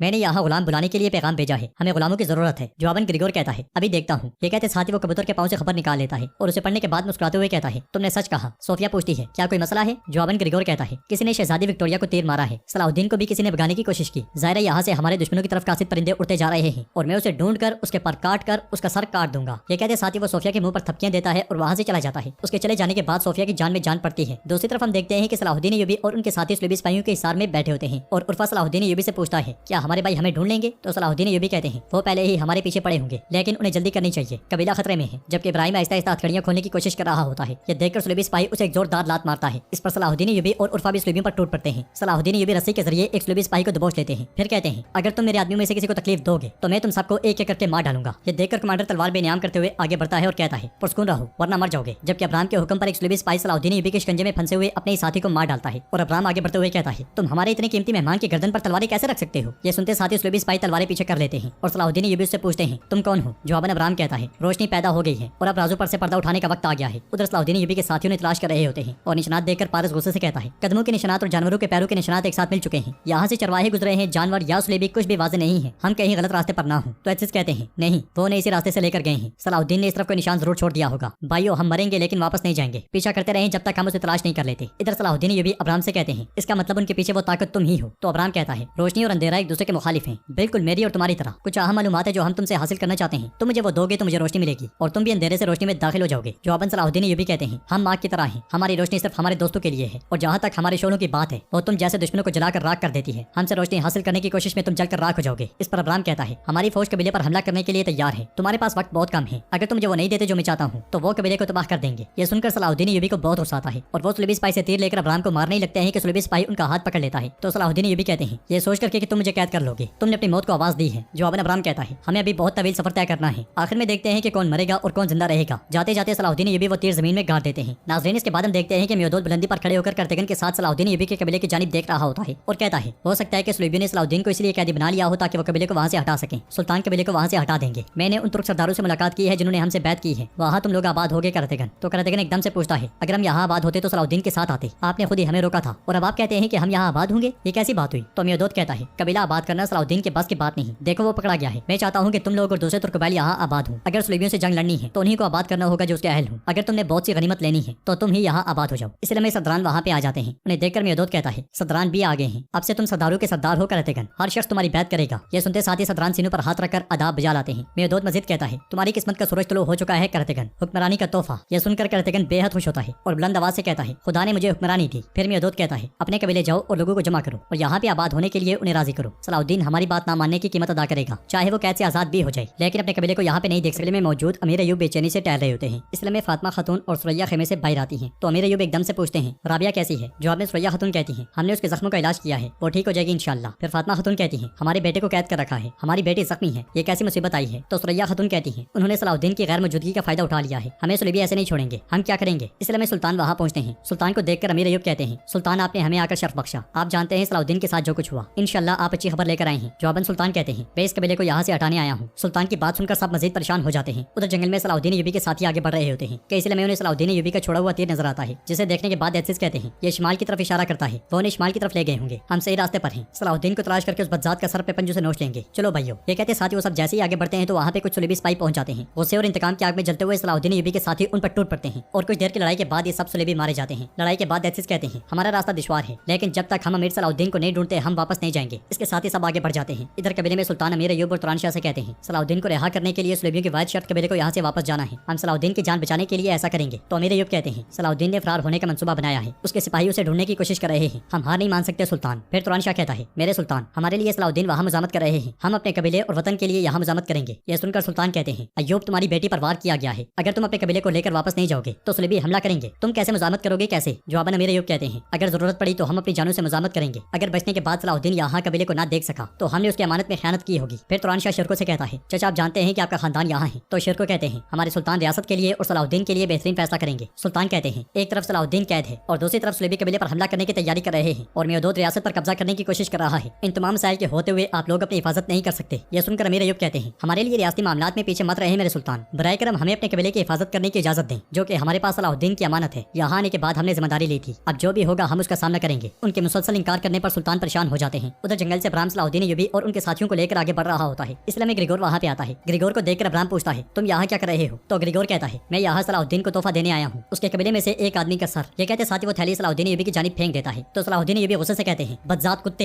ये कहते साथ ही वो ग्रिगोर की जानिब बढ़ने की कोशिश करते हैं, मगर सुलेबी सिपाही उन्हें दबोच लेते हैं और ग्रिगोर कहता है हमने सिर्फ तुम्हारे एक आदमी को नहीं मारा बल्कि तुम्हारी बहन को भी तीर मारा है। जवाबन सलाहुद्दीन अय्यूबी गरजते हुए कहते हैं अगर तुम मर्द होते तो मुझसे लड़ते, मेरे प्यारों से नहीं कुत्ते। जवाबन ग्रिगोर आगे बढ़ते हुए कहता है मैं ऐसा ही करूंगा, लेकिन पहले तुम्हारे कबीले को खत्म करके तुम्हारे प्यारों को मार दूंगा। मैंने सुल्तान नूरुद्दीन से भी कहा है कल तुम्हारा कबीला वहाँ से चला जाएगा, अगर वो ऐसा नहीं करते तो मैं अपनी फौज के साथ आकर खून की नदियां बहाऊंगा। ये सुनते साथ ही सलाहुद्दीन अय्यूबी से एक जोरदार टक्कर रसीद करते हैं और कहते हैं अगर कहीं खून की नदियां बहने वाली है तो वो तुम्हारे लोगों का खून होगा। इसके साथ ही ग्रिगोर तलवार से उन पर हमला करता है, मगर वो तलवार पकड़ लेते हैं। ये देखकर अब्राम गुस्से में ग्रिगोर से कहता है खबरदार। फिर ग्रिगोर सलाहुद्दीन अय्यूबी से कहता है ये कबीला आबाद करने की तुम्हारी जिद तुम्हें और तुम्हारे कबीले वालों को मार डालेगी। जवाबन सलाहुद्दीन अय्यूबी कहते हैं और ये मेरे आखिरी अल्फाज हैं कि कल तुम सबका खात्मा होगा, तुम सबका। ये कहते साथ ही वो ग्रिगोर की तलवार छोड़ देते हैं और ग्रिगोर अपने सिपाहियों के साथ चला जाता है। उसके जाने के बाद अब्राम सलाहुद्दीन अय्यूबी से कहता है प्यारे सलाहुद्दीन जब मैं यहाँ हूँ तो तुम्हें कौन छू सकता है, हमारे पास बात करने के लिए बहुत वक्त है, चलो हमें जल्द से जल्द वहाँ जाना है। आगे बढ़ते बढ़ते सलाहुद्दीन अय्यूबी खून के निशानात गिराते जाते हैं। दूसरी जानिब सलाहुद्दीन अय्यूबी के साथी छुपकर ग्रिगोर को जाता हुआ देख रहे होते हैं। उसके आगे बढ़ जाने के बाद एथिस कहते हैं सलाहुद्दीन यहीं करीब हो सकता है, चलो भाइयों हम बहुत करीब हैं। इसके साथ ही वो सब आगे बढ़ते हैं। नाज़रीन इसके बाद हम बोरो कबीले में देखते हैं कि अस्मत खातून तलवार बनाने में मसरूफ होती हैं और कहती हैं तुम मेरे सरदारों को खरीदते हो, क्या मैं तुम्हें अपनी तलवार से ऐसे खत्म नहीं करूंगी? इसलिए मैं करतगन वहाँ पे आता है और बाजू फैलाते हुए कहता है बहन मैं खुशखबरी लाया हूँ, खुदा ने मुझे बरकत से नवाजा है। जवाबन अस्मत खातून कहती है अस्तगफिरुल्लाह, खुदा तुम्हें क्यों बरकत से नवाजेगा, दफा हो जाओ, मैं तुम्हें बाद में देखूंगी। इसके साथ ही करतगन लोगों को इकट्ठा करना शुरू कर देता है और सब के आ जाने के बाद कहता है सुनो सुनो अपने सरदार की बात गौर से सुनो, अब यहाँ से हिजरत करने का वक्त आ चुका है। आपके सरदार जिसे बरकत से नवाजा गया है वो आप सबको एक खूबसूरत और इससे ज्यादा जरखेज जमीन पर ले जाएगा। यह सुनकर अलबोते कहती है ये 40 साल से हमारा वतन है भाई, हम हिजरत करके कहाँ जाएंगे? जवाबन करतगन कहता है सलाहुद्दीन का कबीला वहाँ से निकल जाएगा और हम वहाँ आबाद होंगे। यह सुनकर अस्मत खातून पूछती हैं सलाहुद्दीन के होते हुए तुम ऐसा कैसे करोगे? तो करतगन कहता है सलाहुद्दीन सुलेबियों के हाथों पकड़ा गया है, नूरुद्दीन जंगी उस कबीले को वहाँ से खत्म कर देगा और उनकी जगह हम आबाद होंगे। उसके बाद सुनकर अस्मत खातून कहती है ये लाशों पर बैठने वाले कौमों का काम है, तुम सलाहुद्दीन की मेहनत पर कैसे कब्जा कर सकते हो? उस मेहदूद ने तुम्हें कैसा जहर दिया? कैसा जहर? तो करातेगन कहता है, बहन वो एक अच्छा आदमी है, उसने मेरे अंदर हुक्मरानी के जोर देखे, वो मुझे सरदारों का सरदार बनाएगा, वहाँ आबाद होने के बाद आपका भाई सरदारों का सरदार होगा। ये सुनकर अस्मत खातून आवाज़ बुलंद कबीले वालों से कहती है, हिजरत करने का फैसला मेरे हाथ में है, हम कहीं नहीं जाएंगे। तो करातेगन कहता है, हम तो जाएंगे, सरदारों ने मुझसे इत्तेफाक किया है, हम अपना फैसला कर चुके हैं, ऐसा ही है ना सरदारों? तो सरदार उसके हाँ में हाँ मिलाते हैं। ये देखकर अस्मत खातून तलवार बेनियाम कर लेती है और कहती है, खबरदार, कदम उठाने वालों का पाँव काट दूंगी, बोलने वाले की जुबान और एतराज करने वालों का सर काट दूंगी, जाओ अपने काम पे साहब। ये सुनते साथ ही तमाम लोग चले जाते हैं और करातेगन अस्मत खातून से कहता है, मेरे रास्ते में पहाड़ भी नहीं ठहर सकते, सलाहुद्दीन का कबीला वहाँ से चला जाएगा और हर कोई देखेगा कि मैं उस जगह पर कैसे कब्जा करूंगा। जवाबन अस्मत खातून कहती है, चूंकि तुम इस मसले को यहाँ तक लेकर आए हो तो मैं तुम्हें और मेहदूद को इतना नुकसान पहुंचाऊंगी कि तुम तबाह हो जाओगे। नाज़रीन, इसके बाद हम अस्कलान में देखते हैं कि बैबोरा मेहदूद से कहता है, मलिक सलाहुद्दीन का कबीला अभी वहाँ मौजूद है। तो मेहदूद कहता है, क्या मतलब इसका? क्या मेरे सुल्तान ने उन्हें कबीला हटाने का हुक्म नहीं दिया था? जवाबन बैबोरा कहता है, हमारे सुल्तान ने उन्हें हुक्म दिया, लेकिन उन्होंने हमारे सुल्तान के खिलाफ मजामत की। इस पर मेहदूद को बहुत गुस्सा आता है और वो कहता है, वो होते कौन है सुल्तान के हुक्म अदुली करने वाले? अगर वो कबीला नहीं छोड़ते तो काफिर सलाहुद्दीन को जिंदा नहीं छोड़ेंगे, क्या उन्हें इस बात की कोई परवाह नहीं? लेकिन मैं जानता हूँ कि वो क्यों जिद करते हैं, वो आजादी चाहते हैं, इसलिए वो हमारे सुल्तान के खिलाफ मजामत करते हैं। उन्होंने अभी तक रियासत का असल चेहरा नहीं देखा, अब कबीला वहाँ से कैसे हटेगा सब देख लेंगे, मेरी तलवार लाओ। ये कहते साथ ही वो सिपाहियों के साथ वहाँ से रवाना हो जाता है। उधर जंगल में अब्राहम सलाहुद्दीन यूबी को पानी की बोतल देते हुए कहता है, सलाहुद्दीन इसे पियो, तुम थक गए होगे, तुम्हारी जुबान खुश्क नहीं होनी चाहिए, मैंने तुमसे कई सारी बातें सुननी है। मगर सलाहुद्दीन यूबी पानी लेकर उसे गिरा देते हैं। ये देखकर अब्राहम कहता है, ग्रिगोर ने जो कहा तुमने उसे सुना, अगर तुम मुझे वो मालूमात दो तो तुम बच सकते हो और तुम्हारा कबीला भी बच जाएगा। सलाहुद्दीन यूबी पूछते हैं, तुम क्या जानना चाहते हो? इसलिए में अब्राहम के सिपाहियों पर तीर बरसने लग जाते हैं। ये देखकर सब इधर उधर देखते हैं कि तीर कहाँ से आ रहे हैं। कुछ देर के बाद दो जंगी सिपाही वहाँ पहुंचकर सुलेबियों पर हमलावर होते हैं। जंगी सिपाहियों को देखते साथ ही सलाहुद्दीन यूबी और उनके साथी भी लड़ने लग जाते हैं। मगर जंगी सिपाहियों का हमला काफी कमजोर होता है, क्योंकि दर्जनों के मुकाबले में वो सिर्फ 2 आते हैं और कुछ देर के मुकाबले के बाद ही शहीद हो जाते हैं और सुलेबी सिपाही सलाहुद्दीन यूबी और उनके साथियों को भी फिर से दबोच लेते हैं। अब्राहम कहता है, मुझे बहुत अफसोस हुआ सलाहुद्दीन, एक शख्स जहाँ मेहमान हो क्या उसे वहाँ खून बहाना चाहिए? तो सलाहुद्दीन यूबी कहते हैं, मैं कसम खाता हूँ कि तुम्हारे बहाए गए हर खून के कतरे के बदले में तुम्हारा खून नदियों की तरह बहा दूंगा। कमांडर अब्राहम से पूछता है, अब हम क्या करेंगे? सुल्तान नूरुद्दीन हर तरफ से सलाहुद्दीन की तलाश में है। जवाबन अब्राहम कहता है, हम गार की तरफ जाएंगे। इसके साथ ही वो सब गार की जानिब बढ़ जाते हैं। इधर जंगी महल में सुल्तान शेरको से पूछते हैं, क्या हमारे सिपाहियों की कोई खबर है जो सलाहुद्दीन की तलाश में निकले थे? तो शेरको कहते हैं, मेरे सुल्तान अभी तक नहीं, लेकिन वो उसे जल्द या बदेर तलाश कर लेंगे। इसलिए में सन्नान वहाँ पे आता है और सुल्तान से कहता है, मेरे सुल्तान, मैंने आपकी हिमायत करने के लिए खलीफा साहब को खत भेजा है, लेकिन बगदाद में भी हालात ठीक नहीं, सुलेबियों का खतरा वहाँ भी पहुँच गया है। आपकी इजाजत से मैं वापस बगदाद जाना चाहता हूँ, मैं वहाँ से ज्यादा मददगार हो सकता हूँ। तो सुल्तान उसकी बाजू पकड़ते हुए कहते हैं, मुझे बगदाद से अच्छी खबर का इंतजार रहेगा सन्नान। इसके साथ ही सन्नान रवाना हो जाता है। सन्नान के जाने के बाद असफहानी वहाँ पे आकर सुल्तान से कहते हैं, एक अहम खबर है सुल्तान, मलिक मेहदूद अमीर सलाहुद्दीन के कबीले को हटाने गया है। यह सुनकर सुल्तान और शेरको को बहुत गुस्सा आता है। उधर जंगल में सलाहुद्दीन यूबी के साथियों को खून के निशानात नजर आते हैं। खून देखते साथ ही अजीज कहते हैं, यह खून ताजा है, यह अमीर सलाहुद्दीन का खून हो सकता है। निशानात गार की तरफ जाते हैं, वो जरूर वहाँ छुपने गए होंगे। चलो भाइयों। इसके साथ ही वो सब गार की जानिब बढ़ जाते। कबीले में मौजूद एक सिपाही अमीर अयूब से कहता है, सुलेबियों ने कबीले को घेर लिया है, हमने सरत गाजियों को इर्द गिर्द भेजा है, हम पूरी कोशिश कर रहे हैं। तो अमीर अयूब कहते हैं, हम कोशिश में हैं, लेकिन काश हमारे यहाँ सलाहुद्दीन होता, इतनी देर से हमें उसकी खबर क्यों नहीं मिली? इसलिए में मलिक मेहदूद सिपाहियों के साथ वहाँ पहुंचता है। मेहदूद को देखकर अमीर अयूब को बहुत गुस्सा आता है और घोड़े से उतरने के बाद मेहदूद कहता है, रियासत ने बरसों तुम्हें खिलाया और थोड़े मजबूत किया हुए कि अब रियासत से बगावत करोगे? तुम सुल्तान के हुक्म की नाफरमानी कैसे कर सकते हो अयूब? तो अमीर अयूब कहते हैं, इस कबीले की जिम्मेदारी सलाहुद्दीन ने मुझे सौंप दी है, उसके वापस आने तक हम कहीं नहीं जाएंगे। जवाबन मेहदूद कहता है, कबीला मुंतकिल होने के बाद वो सलाहुद्दीन को रिहा कर देंगे, लेकिन इतनी जिद क्यों? इस पर अमीर अयूब कहते हैं, सलाहुद्दीन ने मुझे इस कबीले की जिम्मेदारी सौंपी थी, चाहे कुछ भी हो जाए, अब चाहे कुछ भी हो जाए, हम कहीं नहीं जाएंगे। सलाहुद्दीन के पास कोई मंसूबा होगा। यह सुनकर मेहदूद कहता है, अगर सलाहुद्दीन के पास कोई मंसूबा होता तो वो सुलेबियों के हाथों पकड़ा ना जाता। इस कबीले को सुल्तान ने मुंतकिल करने का हुक्म दिया है, तो अब ये कबीला मुंतकिल होगा। मैं तुर्क कबाइल को इसमें आबाद करूंगा जो मेरी इताअत करते हैं। जल्दी से अपना सामान बांधो और ये जगह छोड़ दो। तो अमीर अयूब आगे बढ़ते हुए पूछते हैं, क्या तुम दूसरे कबाइल को यहाँ आबाद करोगे? हमने इस जगह के लिए बहुत मेहनत की। जवाबन मेहदूद कहता है, तुमने जो कुछ किया मुझे पता है। सलाहुद्दीन पकड़ा गया, तुम्हारी बेटी को तीर लगा, सुलेबी इस जगह पर हमला करेंगे और जाहिर है कि तुम लोग इस मसले पर काबू नहीं पा सकोगे। मेरा भाई सुल्तान इस सियासत का खून है और मैं उसकी तेज दाहर तलवार हूँ। अब मैं यहाँ आप लोगों का फैसला करने आया हूँ। यह सुनकर अमीर अयूब कहते हैं, हमने अपनी जान की कीमत पर इस जगह की हिफाजत का अहद लिया है। जवाबन मेहदूद कहता है, क्या ऐसा है? तो बैबोरा सुनो, इस कबीले को फौरन यहाँ से हटा दो, रियासत की तलवार के खिलाफ कोई उठे तो मार डालो। इसके साथ ही जंगी सिपाही तलवारें बेनियाम कर लेते हैं और दूसरी तरफ से कबीले के सिपाही भी चौकन्ने हो जाते हैं। अमीर अयूब कहते हैं, हम सुल्तान के खिलाफ नहीं उठे, लेकिन आप अपनी तलवार उठाकर हमें रियासत के खिलाफ लड़ाने की कोशिश कर रहे हैं। इस पर मेहदूद कहता है, तुम पहले से यही चाहते थे, इस रियासत से अलग होकर अपने लिए नई रियासत का क्याम करें, इसलिए तुम इस कबीले की इतनी सख्त हिफाजत कर रहे हो, लेकिन मैं तुम्हें ऐसा नहीं करने दूंगा। बैबोरा हमला करो। दोनों तरफ के सिपाही जैसे ही टकराने लगते हैं तो एक आवाज आती है, मलिक हजरत, मलिक हजरत। और वहाँ पे आने वाला सिपाही कहता है, सुल्तान नूरुद्दीन ने फौरन आपको बुलाया है। सिपाही की बात सुनकर मेहदूद कहता है, अभी मेरी तलवार म्यान में वापस जाएगी, मैं अपने भाई सुल्तान नूरुद्दीन से मिलने जाऊंगा, लेकिन अगर मेरी वापसी पर यह कबीला यहाँ से नहीं हटा तो मेरी तलवार दोबारा म्यान में नहीं जाएगी। ये कहते साथ ही मलिक मेहदूद सिपाहियों के साथ चला जाता है। नाज़रीन, इसके बाद हम देखते हैं कि गार में सलाहुद्दीन यूबी अब्राहम से कहते हैं, अगर तुम मेरे बारे में मालूमात जानना चाहते हो तो हम ये मामला पहले ही खत्म कर चुके हैं। जवाबन अब्राहम कहता है, फिक्र ना करो, मैं तुमसे किसी और के बारे में जानना चाहता हूँ, तुम मुझे रियासत के बारे में मालूमात दोगे। तुम बरसों से जंगी रियासत के एक मलिक थे, रियासत के बारे में सब कुछ जानते हो, जासूसी नेटवर्क, फौज की ताकत, गहरी इंटेलिजेंस, मुझे मालूमात दो और तुम आजाद रहो। इस पर सलाहुद्दीन यूबी कहते हैं, तुम जब रियासत के राज हासिल करोगे उससे तुम जंगी रियासत को तबाह करोगे जो सुलेबियों के लिए सबसे बड़ी रुकावट है। एक सुलेबी के बजाय तुम जैसा यहूदी क्यों चाहता है कि ऐसा हो जाए? तो अब्राहम कहता है, तुम जानो या ना जानो, लो, इससे कोई फर्क नहीं पड़ता। हम सुलेबियों जितने ही तुम्हारे दुश्मन हैं। जवाबन सलाहुद्दीन अय्यूबी कहते हैं, ईसाइयों ने पूरी तारीख में यहूदियों को एक जगह से दूसरी जगह जिलावतन किया है। उन्होंने यहूदियों को मिटाने की कोशिश की, यहाँ तक कि हमने गजा में जुल्म का शिकार होने वाले यहूदियों की देखभाल भी की। इसके बावजूद तुम हमारे दुश्मन क्यों हो गए? तो अब्राहम कहता है, आपने जिन्हें बचाया वो सच्चे यहूदी नहीं है, क्योंकि सच्चे यहूदी कभी भी आपके दोस्त नहीं बनते, चाहे आप कुछ भी कर लें। तो सलाहुद्दीन अय्यूबी कहते हैं, दर हकीकत एक बाज़मीर यहूदी कभी भी सुलेबियों के साथ ताउन नहीं करेगा। जाहिर है कि तुम्हें खुफिया मंसूबे के पीछे हो। इधर जंगी महल में सुल्तान मेहदूद से कहते हैं, तुम सलाहुद्दीन को कबीलों को मुत्तहिद करने से रोक रहे हो और तुम उन्हें सलाहुद्दीन के कबीले में रखने की कोशिश कर रहे हो। मेहदूद, तुम्हारा मसला क्या है? तो मेहदूद कहता है, मेरे सुल्तान आप जानते हैं कि क्या हुआ? सलाहुद्दीन कबीले को नहीं संभाल सका और सुलेबियों के हाथों पकड़ा गया। अब उसकी रिहाई के लिए शर्त है कि कबीला मुंतकिल हो जाए। जवाबन सुल्तान कहते हैं, तुम गलत कर रहे हो, सलाहुद्दीन की गैर मौजूदगी से फायदा उठा रहे हो और उसके कबीले पर कब्जा कर रहे हो। मैं इसकी इजाजत नहीं दूंगा। इस पर मेहदूद कहता है, मैंने जो किया ये हमारी हदूद को महफूज बना देगा। जैसा कि हमने देखा सलाहुद्दीन अपने साथियों के ग्रोह के साथ बेवकूफ बन गया। मैं जिन आदमियों को उसके कबीले में रखूंगा वो सही तरीके से काफिरों से लड़ेंगे। सलाहुद्दीन की नीयत आजादी है, लेकिन मैं जिन कबाइल को वहां रखूंगा वो बगैर किसी शक के रियासत के वफादार होंगे। यह सुनकर सुल्तान गुस्से से कहते हैं, जैसा कि मैंने तुम्हें कहा था कि सलाहुद्दीन कभी गद्दारी नहीं करेगा। मजीद झूठ ना फैलाओ। तुम अस्कलान चाहते थे वो मिल गया, लालची मत बनो, तुम्हारे लिए अस्कलान काफी है। तो मेहदूद कहता है, मेरे सुल्तान माफ कीजिएगा, ताहम आपका कोई वारिस नहीं है। रियासत के मुस्तकबिल के बारे में आप अकेले फैसला नहीं कर सकते। इस रियासत के वारिस में और मेरे बेटे भी हैं। रियासत के मुस्तकबिल का सोचना मेरा हक है। मैं वही करूंगा जो जरूरी हुआ। जवाबन सुल्तान कहते हैं, मैं भी वही करूंगा जो रियासत के मुस्तकबिल के लिए जरूरी हुआ भाई। उधर करातेगन सलाहुद्दीन अय्यूबी के कबीले में दाखिल होता है और घोड़े से उतरने के बाद आगे बढ़ता है तो सुरैया खातून उसके सामने आकर पूछती हैं, करातेगन तुम हमारे कबीले में क्या कर रहे हो? जवाबन करातेगन कहता है, आला, हमारा कबीला? हाँ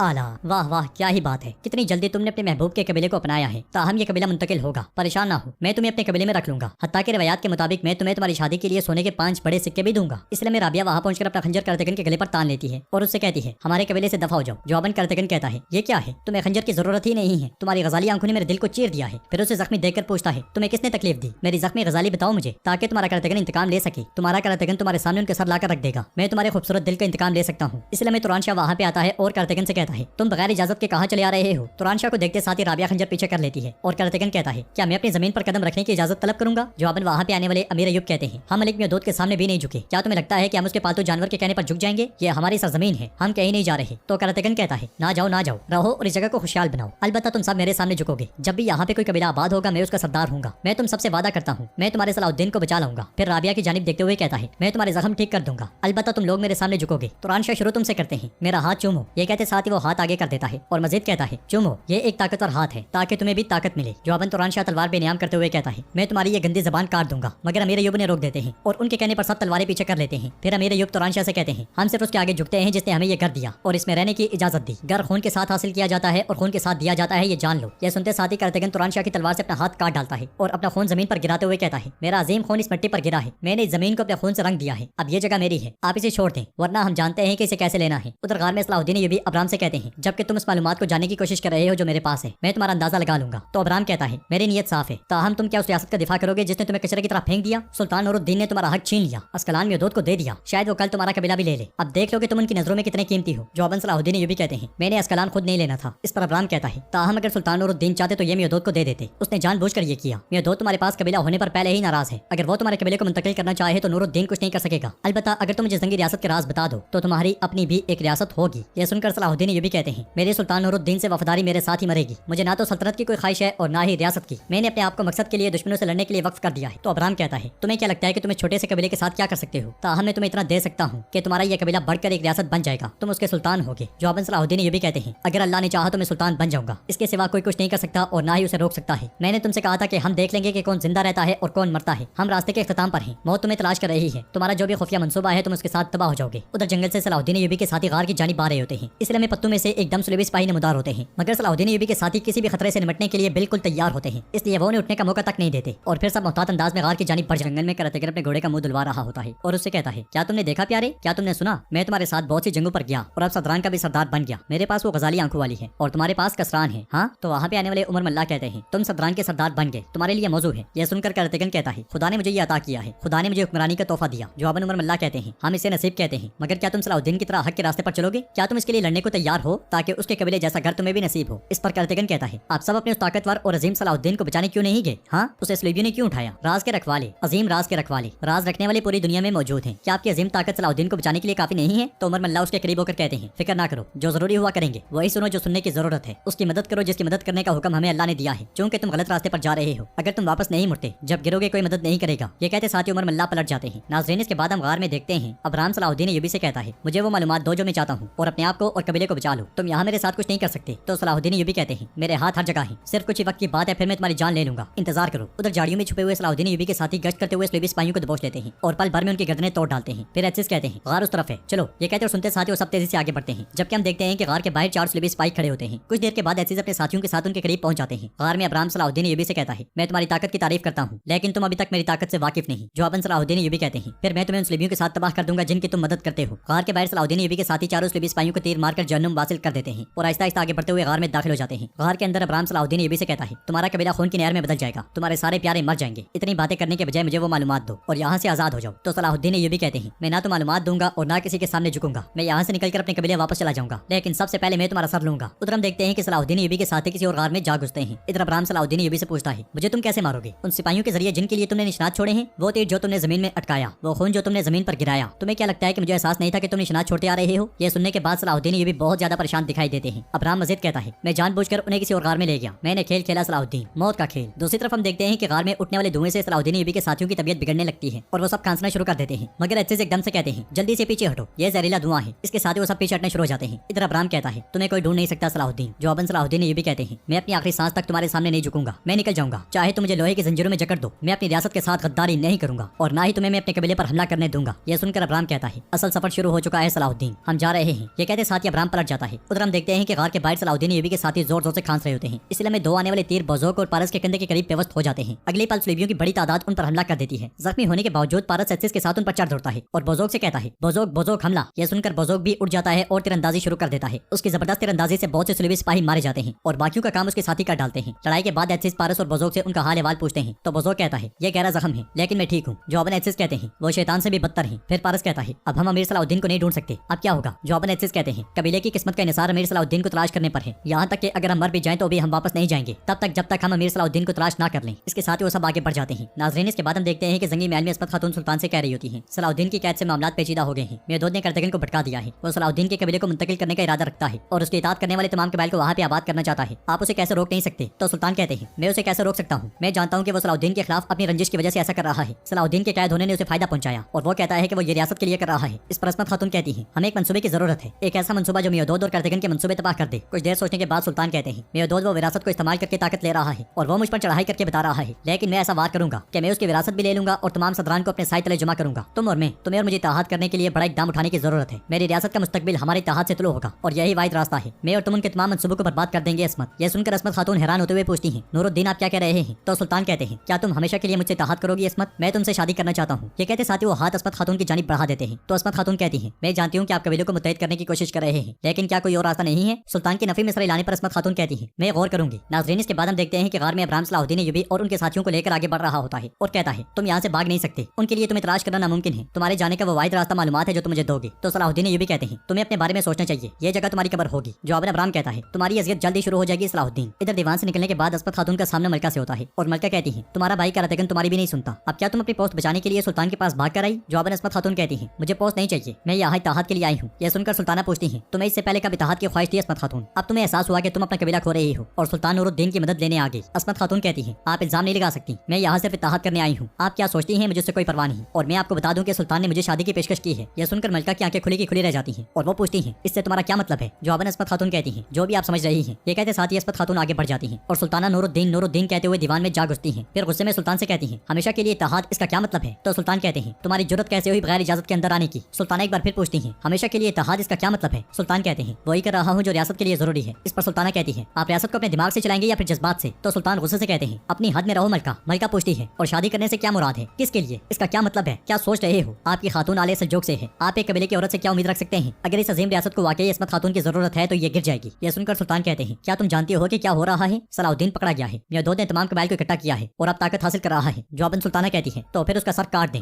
सुल्तान कहते हैं रियासत के वारिस के सरबराह का सर, ताकि बाकी लोग खुलेआम रियासत के खिलाफ जुर्म करें। सुल्ताना पूछती है क्या यह सिर्फ वारिस का मामला है, क्या आप ये सब इसलिए कर रहे हैं क्योंकि मैं आपको वारिस नहीं दे सकी? तो सुल्तान कहते हैं मुझे और भी काफी मसाइल हैं। जवाबन सुल्ताना कहती है मैंने आपसे कहा था कि उसकी शुरू से ही आप पर नजर है, लेकिन मैं आपको किसी भी सूरत में अस्मत खातून के साथ गठजोड़ नहीं करने दूंगी। तो सुल्तानों ने खबरदार करते हुए कहते हैं मत करें मलका मत करें। मगर मलका कहती है अगर वो भेड़िया है तो मैं भी शाहीन हूँ, अगर आपने मुझे अपने पंजे दिखाई तो जंगी सुल्तान और बरो खातून देखेंगी कि सज्जो की मलका क्या कर सकती है। ये कहते साथ ही सुल्ताना चली जाती है। उधर कुछ में मेहदूद विक्टोरिया के पास जाता है और विक्टोरिया का ताज उसे दिखाते हुए कहता है हमारा करतगिन थोड़ा पागल है, उसने फिर से कोई पागलपन दिखाया, लेकिन ये ताज सिर्फ आपके शानदार सर पर जेब देता है। विक्टोरिया कहती है ऐसा लगता है कि जंगियों को मेहरबान होने के लिए हमारे गुस्से का सामना करने की जरूरत है। अगर मुझे मालूम होता तो ये मैं बहुत पहले करती। इस पर मेयदोत कहता है, अगर आप हमारी बात सुने तो आप हमारे सर का ताज बनेंगे, लेकिन अगर आप हमारी बात नहीं मानते तो आपका सर इस ताज समेत गिर जाएगा। मेरी बात गौर से सुने, मैं सलाहुद्दीन का कबीला खत्म कर दूंगा और आप सलाहुद्दीन को आजाद करेंगे। मैं वहाँ उन कबाइल को आबाद करूंगा जो मुझसे बैत करेंगे। ये सुनकर विक्टोरिया कहती है, ठीक है प्यारे शेर, ठीक है, वहाँ अपने कबीले को आबाद करो, हम उन कबाइल को भी तबाह कर देंगे। जवाबन मेयदोत कहता है, आपका ये शानदार सर सिर्फ आपके कंधों पर ही अच्छा लगता है, जमीन पर नहीं। मेयदोत की बात सुनकर कमांडर कहता है, तुम होते कौन हो मलका को धमकियां देने वाले, हम तुम्हारे टुकड़े टुकड़े करके तुम्हें यहाँ से निकाल सकते हैं। ये कहते साथ ही वो जैसे ही ताज की जानिब बढ़ता है तो मेयदोत उसका खंजर निकालकर उसे पीछे धकेल देता है। मेयदोत के सिपाही भी स्लूबी सिपाहियों पर टूट पड़ते हैं और मेयदोत एक स्लूबी सिपाही का हाथ कमांडर के सीने पर रखकर खंजर उसमें गाड़ देता है। फिर कहता है, 40 होशियार लोग एक दीवाने के खिलाफ क्या कर सकते हैं। तुमने शेर को अपने पंजे दिखाए, अगर तुम अपनी तलवारें लेकर मेरे करीब भी आओगे तो तुम्हारे अपने ही सर गिर जाएंगे। सूरत हाल बिगड़ती हुई देखकर विक्टोरिया सब स्लूबी सिपाहियों को पीछे कर देती है और कहती है, फिलहाल ये मसला हमारे और सलाहुद्दीन के दरमियान है, हम पहले उसके कबीले को तबाह करेंगे, उसके बाद तुम्हारी बारी आएगी। मैं तुम्हें शेर से बिल्ली बना। में सलाहुद्दीन ये भी अपने साथियों के साथ बंधे होते हैं और अब्राहम उनसे कहता है, क्या तुमने सुना कि क्या हुआ है सलाहुद्दीन? तुम कैसे सुनोगे, तुम तो मेरे कैदी हो। मेयदोत तुम्हारी जमीनें लेने जा रहा है और सुल्तान नूरुद्दीन ने कुछ नहीं किया। तो सलाहुद्दीन ये भी कहते हैं, तुम झूठ बोल रहे हो, मैंने कबीला उनके स्पुर्द कर दिया था, रियासत मेरी अमानत में खयानत नहीं करेगी। जवाब अब्राहम कहता है, वो पहले ही कर चुके हैं, तुमने बिला वजह रियासत के लिए अपनी जान खतरे में डाली, वो तुम्हारा कबीला हटा देंगे जिस तरह उन्होंने तुम्हें हटाकर एक तरफ फेंक दिया। मुझे राज दो और आजाद हो जाओ, तभी तुम अपना कबीला बचा सकते हो, वरना ग्रिगोर अपनी फौज के साथ हमला करेगा, तुम्हारा कबीला तबाह हो जाएगा। इस पर सलाहुद्दीन ये भी कहते हैं, मैं अपनी जान तो दे सकता हूँ मगर राज हरगिज नहीं दूंगा। ये सुनते साथी अब्राहम उनके साथियों की जानिब देखता है और कहता है, चलो देखते हैं कि क्या तुम्हारे साथी भी तुम्हारी तरह मजबूत हैं या नहीं। इसके साथ उसके इशारे पर कमांडर एक नोकदार आला दमीर जान के सर पर रख देता है और आहिस्ता आहिस्ता उसे घुमाने लग जाता है। जैसे जैसे वो नोकदार आला घुमाता है केने उसके सर में घुसती चली जाती है। फिर अब्राहम उसे घुमाते हुए कहता है, बोलो सलाहुद्दीन बोलो। सलाहुद्दीन यूबी और उनके साथी बहुत ज्यादा तड़पते हैं, दमीर जान को भी बहुत तकलीफ होती है और उसके सर से खून निकलना शुरू हो जाता है। अब्राहम चिल्लाते हुए कहता है, राज दो राज दो राज दो, वरना तुम्हारा ये आदमी तुम्हारे सामने मर जाएगा। शदीद तरीन तकलीफ से दमीर जान कांपने लग जाता है। यह देखकर सलाहुद्दीन यूबी को बहुत दुख होता है। कबीले में हम देखते हैं कि तुरान शाह अमीर अयूब से कहता है, सुलेबियों की फौज हमले की तैयारी कर रही है बाबा, यहाँ हम तादाद में बहुत कम हैं, हम क्या करेंगे। फिर सुरैया खातून कहती हैं, हम अभी तक नहीं जानते कि सलाहुद्दीन के साथ क्या हुआ है, मैं जाकर उसे ढूंढूंगी, चाहे मैं मर ही जाऊं, लेकिन मुझे उसकी तलाश में मर जाने दें, मैं यहाँ बैठकर इंतजार नहीं कर सकती। इसलिए मैं एक सिपाही वहाँ पे आता है और कहता है, ग्रिगोर आया है जनाब। जवाबन अमीर अयूब कहते हैं, उसे अंदर आने दो। कुछ देर के बाद ग्रिगोर खेमे में दाखिल होता है और एक सर अमीर अयूब के सामने फेंकते हुए कहता है, तुम्हारे आदमियों में से एक का सर जिन्हें हमने तुम्हारे कबीले के पास मारा है। फातिमा खातून पूछती है, मेरा बेटा कैसा है, अगर तुमने उसे तकलीफ पहुंचाई तो मैं तुम्हें जिंदा नहीं रहने दूंगी। जवाबन ग्रिगोर कहता है, अपनी जानों की फिक्र करो, मेरी फौजें तैयार हैं, तुम लोग तादाद में कम हो, अगर तुम लोगों ने आज सुबह तक इस कबीले को ना हटाया तो तुम सब मर जाओगे और कोई तुम्हें बचा नहीं सकेगा। यह सुनते साथ ही तुरान शाह उसे दबोच लेता है और कहता है, कौन हुक्म देगा तुम्हारी फौज को, जब मैं तुम्हारा सर ही काट डालूंगा। तो ग्रिगोर कहता है, एक बार भी तुमने मुझे तकलीफ दी तो सलाहुद्दीन मर जाएगा, फिर तुम क्या करोगे। यह सुनकर अमीर अयूब आगे बढ़ते हैं और तुरान शाह को पीछे कर देते हैं। फिर ग्रिगोर से कहते हैं, यह कबीला सलाहुद्दीन की अमानत है, उसने इसे अपनी जान की कीमत पर भी नहीं छोड़ा और हम भी नहीं छोड़ेंगे। किसी की धमकियां हमें हार मानने पर मजबूर नहीं कर सकती, हम तुमसे नहीं डरते। तो ग्रिगोर कहता है, मैंने तुम्हारी बेटी को जख्मी किया और तुम्हारे बेटे को असीर कर लिया, मैं तुम्हारे सारे खानदान को मार डालूंगा, क्या तुम इन्हें खोने से नहीं डरते। हाँ, तो अमीर अयूब कहते हैं, हमारी जंग शहादत है और शहादत एजाज है। यह सुनकर ग्रिगोर कहता है, फिर इंतजार करो, मैं कल सुबह अपनी फौजों के साथ आऊंगा और तुम्हारे कबीले को जला दूंगा, बिल्कुल जलाकर राख कर दूंगा। ये कहते साथ ही ग्रिगोर चला जाता है। दूसरी तरफ दमीर जान गार में मौत से करीब तर होता जाता है और अब्राहम आला घुमाते हुए सलाहुद्दीन अयूबी से कहता है, मुझे वो मालूमात दो जो मैं चाहता हूँ सलाहुद्दीन, वरना तुम्हारा ये आदमी तुम्हारी आंखों के सामने मर जाएगा, तुम्हारा कबीला तबाह हो जाएगा। तो सलाहुद्दीन अयूबी चिल्लाते हुए कहते हैं, इसे मत मारो। मगर दमीर जान कहता है, मेरे अमीरी से कुछ मत बताना, इस जिंदगी में हमारी क्या हैसियत है, हम रियासत के लिए, अपने वतन के लिए और अपनी दावत के लिए अपनी जानें कुर्बान कर सकते हैं, मेरी बेटी का ख्याल रखना। जबकि दमीर जान का चेहरा खून से भर जाता है। उसके हौसले को देखकर सलाहुद्दीन अयूबी चिल्लाते हुए अब्राहम से कहते हैं, मैं तुम्हें कुछ नहीं बताऊंगा, कुछ भी नहीं। यह सुनकर अब्राहम पूरी कुव्वत के साथ आला घुमा देता है और दमीर जान की सांसें थम जाती हैं। हर किस्म की पेशकश को ठुकराते हुए और शदीद तरीन तकलीफें बर्दाश्त करके सलाहुद्दीन अयूबी और उनके साथी रियासत के साथ वफादारी की एक आला मिसाल कायम कर देते हैं और दमीर जान को देखकर वो सब चिल्लाते हुए दमीर जान पुकारते ही चले जाते हैं। इधर गजा में ग्रिगोर अपनी फौज से कहता है, मेरे बहादुर जंगजुओं, मेरी फौज सलाहुद्दीन के कबीले के करीब इंतजार कर रही है, अब हम जाएंगे और हमला शुरू करेंगे। मैं चाहता हूँ कि तुम सिर्फ खून खून और खून बहाओ, हम कबीले के हर फर्द और सलाहुद्दीन के अजीजों को ज़िबाह कर देंगे। ये कहते साथ ही वो तलवार लहराते हुए जीत हमारी होगी का नारा बुलंद करता है। तो तमाम सिपाही यही जुमले दोहराते हैं, जीत हमारी होगी, जीत हमारी होगी, जीत हमारी होगी। दूसरी तरफ गार में दमीर जान को मारने के बाद अब्राहम आला इब्राहिम के सर में रख देता है और थोड़ी देर आले को घुमाने के बाद सलाहुद्दीन अयूबी के सामने जा खड़ा होता है। फिर कहता है, तुम्हारा कबीला खून की नदियों में बदल जाएगा, लेकिन मैं अब भी उन्हें रोक सकता हूँ अगर तुम बोलो तो, वरना तुम्हारे आदमी एक एक करके मर जाएंगे और फिर तुम्हारी बारी आएगी सलाहुद्दीन। ये कहते साथ ही अब्राहम चला जाता है और सलाहुद्दीन अयूबी कहते हैं, इब्राहिम हिम्मत करो। हर तरफ से नाकामी के बाद सलाहुद्दीन अयूबी अपने हाथ का एक अंगूठा मजबूती से पकड़ लेते हैं और कहते हैं, मेरे प्यारे और मेरा कबीला खतरे में है, मेरे अल्लाह मेरी मदद फरमा। उधर हम देखते हैं कि ग्रिगोर सिपाहियों और कमांडरों के साथ सलाहुद्दीन अयूबी के कबीले की जानी पेशकदमी कर रहा होता है और गार में हम देखते हैं कि काफी देर की कोशिश के बाद आखिरकार सलाहुद्दीन अयूबी अपना एक अंगूठा तोड़ डालते हैं, जिससे उन्हें बहुत तकलीफ होती है और शोर की आवाज सुनकर एक सुलभी सिपाही वहां आकर पूछता है, तुम क्यों चीखे हो। तो सलाहुद्दीन अयूबी कहते हैं, ये इंतकाम की आवाज है। ये कहते साथ ही सलाहुद्दीन अयूबी रस्सी हटाकर सुलभी सिपाही के खंजर से ही उसे मौत के घाट उतार देते हैं। एक और सुलभी सिपाही भागता भागता आता है मगर वो भी अपने अंजाम को पहुंच जाता है। सलाहुद्दीन अयूबी एकदम से इब्राहिम के सर से आला हटाते हैं और फिर अपने दोनों साथियों की रस्सियां काट डालते हैं। फिर कहते हैं, हमें जाने की जरूरत है। ये कहते और सुनते साथ ही वो सुलभियों के हथियार उठाकर आगे बढ़ जाते हैं। दूसरी तरफ कमांडर अब्राहम से पूछता है, क्या पाके सलाहुद्दीन को छोड़ देंगे अगर वो राज बता दे तो। जवाबन अब्राहम कहता है, मैं छोड़ूंगा मगर सिर्फ उसकी लाश। हमने ईसाइयों को अपने पांव के नीचे रखा है और हम सलाहुद्दीन के जरिए मुसलमानों को तबाह करेंगे और जब मुकद्दस संदूक पहुंचेगा तो तमाम यहूदी मेरे इर्द गिर्द जमा होंगे और हम अजीम यहूदी मुमलिकत का ऐलान करेंगे। उधर रास्ते में आने वाले सुलभी सिपाहियों को सलाहुद्दीन यूबी के साथ ही मारते हुए आगे बढ़ते हैं। दूसरी तरफ अब्राहम भी कमांडर के साथ आगे बढ़ते हुए कहता है चलो देखते हैं कि सलाउद्दीन की जिद टूट गई या नहीं। इसलिए में एक स्लूबी सिपाही वहां पे आकर कहता है जनाब सलाउद्दीन फरार हो गया है। अब्राहम पूछता है तुम्हारा क्या मतलब है? वो सब तो बंधे हुए थे। जवाबन सिपाही कहता है हमें नहीं मालूम कि वो कैसे बच गया। यह सुनकर अब्राहम कहता है सलाउद्दीन अब असल सजा का मुस्तहिक है, हर जगह तलाश करो जिंदा या मुर्दा। यह सुनते साथ ही कमांडर तेजी से आगे बढ़ जाता है। उधर हम देखते हैं कि सलाउद्दीन यूबी और उनके साथी दरवाजा तलाश कर रहे होते हैं और रास्ते में कई स्लूबी सिपाही उनसे टकराते हैं मगर सबका अंजाम जहन्नुम होता है। मगर सलाउद्दीन यूबी परेशान होते हुए कहते हैं वो कबीले पर हमला करने वाले हैं और हम अभी तक यहाँ से बाहर नहीं निकल पाए। बाहर का दरवाजा कहाँ है? इसलिए में उन्हें स्लूबी सिपाहियों के आने की आवाज सुनाई देती है। उधर कबीले में सब लोग जंगी तैयारियों में मसरूफ होते हैं। खवातीन और बच्चों को महफूज किया जा रहा होता है। अमीर अय्यूब और तुरान शाह इंतजामात का जायजा ले रहे होते हैं। तुरान शाह कहता है बाबा सुलेबी आ चुके हैं, क्या हमें ये लड़ाई कबीले से बाहर नहीं लड़नी चाहिए? तो अमीर अय्यूब कहते हैं सलाउद्दीन ने कहा था कि हम इन जमीनों की हिफाजत अपनी जान से करेंगे, अगर हमारा खून बहता है तो वो इन सरजमीनों पर बहना चाहिए। उधर ग्रिगोर एक चोटी पर खड़े होकर कबीले की जानिब देख रहा होता है। इसलिए में लियोनार्डो उसके पास आता है और कहता है उनकी तादाद बहुत कम है, वो हमारे सामने टिक नहीं पाएंगे। जवाबन ग्रिगोर कहता है बहुत खूब, फिर तो इन्हें मारने में ज्यादा मजा आएगा। मेरे बहादुर सिपाहियों ये वक्त सलाउद्दीन के कबीले को तबाह करने का है। यह सुनकर सब तलवारें बेनियाम कर लेते हैं और खून खून के नारे बुलंद करते हैं। ग्रिगोर के साथ काफी बड़ी तादाद में सिपाही होते हैं। दूसरी तरफ सुलेबियों के आने की आवाज सुनकर उर्फा सलाउद्दीन यूबी से कहता है वो दोनों तरफ से आ रहे हैं, अगर हम फंस गए तो बाहर नहीं निकल पाएंगे। इसके साथ ही वो तीनों एक तरफ हो जाते हैं। दूसरी जानिब ग्रिगोर कबीले की जानिब बढ़ रहा होता है। इधर कमांडर एक मुकाम पर पहुंचकर बुलंद आवाज से कहता है सलाउद्दीन यहाँ से गुजर गया है, लानत हो, हम दरवाजे की तरफ चलेंगे, चलो जल्दी करो। नाज़रीन कमांडर इसलिए बुलंद आवाज में कहता है कि सलाउद्दीन यूबी भी उसकी बात सुन लें। तो उसकी आवाज सुनकर सलाउद्दीन यूबी अपने साथियों से कहते हैं अब हम जानते हैं कि दरवाजा कहाँ है, हम वही जाएंगे जहाँ ये जाएंगे, चलो। इसके साथ ही वो वहाँ से निकल जाते हैं और कुछ देर आगे बढ़ने के बाद देखते हैं कि रास्ते में कुछ लिबी सिपाही तैनात होते हैं। उन्हें देखकर सलाउद्दीन यूबी कहते हैं बाहर निकलने का दरवाजा यहाँ है। जबकि कमांडर अब्राहम के पास जाकर कहता है मैंने सिपाहियों को दरवाजे की तरफ जाने की हिदायत दी, वैसे ही जैसे आपका हुक्म था जनाब। तो अब्राहम मुस्कुराते हुए कहता है सलाउद्दीन सोचेगा कि ये बाहर निकलने का दरवाजा है, मगर वो नहीं जानता कि वहाँ पे मौत उसका इंतजार कर रही होगी। दूसरी तरफ सलाउद्दीन यूबी दरवाजे पर खड़े लिबी सिपाहियों को मौत के घाट उतार देते हैं और फिर दरवाजे की जानिब बढ़ते हैं। नाज़रीन दरवाजे के पीछे जाल लगा होता है और जब सलाउद्दीन यूबी आहिस्ता आहिस्ता दरवाजा खोलने की कोशिश करते हैं तो रस्सी के साथ बंधी हुई आग बारूद के करीब तर होती जाती है। जबकि अब्राहम कमांडर से कह रहा होता है चलो चलते हैं। सलाउद्दीन के जिस्म के टुकड़े देखते हैं, फिर आगे बढ़ते हुए कहता है यह तुम्हारे रास्ते का इख्तिताम है सलाउद्दीन। जवाबन पीछे से आने वाले सलाउद्दीन यूबी कहते हैं ताहम अब तुम मरोगे। खौफ के मारे अब्राहम एकदम से पलटता है तो सलाउद्दीन यूबी सही सलामत उसके सामने खड़े होते हैं और उस लम्हे को याद करते हैं जब उन्होंने दरवाजा खोलते खोलते एकदम से दरवाजा छोड़ दिया था और साथियों से कहा था हम जब अंदर दाखिल हो रहे थे तो मैंने अच्छे से देखा था, ये वो दरवाजा नहीं है जिससे हम अंदर दाखिल हुए थे, मुझे लगता है कि इस दरवाजे के पीछे कोई जाल है। इस ख्याल के बाद सलाउद्दीन यूबी अब्राहम से कहते हैं तुम्हारा कोई भी जाल तुम्हें मेरे पंजों से नहीं बचा सकेगा। तो नाज़रीन इसके साथ ही वॉल्यूम बी कंप्लीट होता है।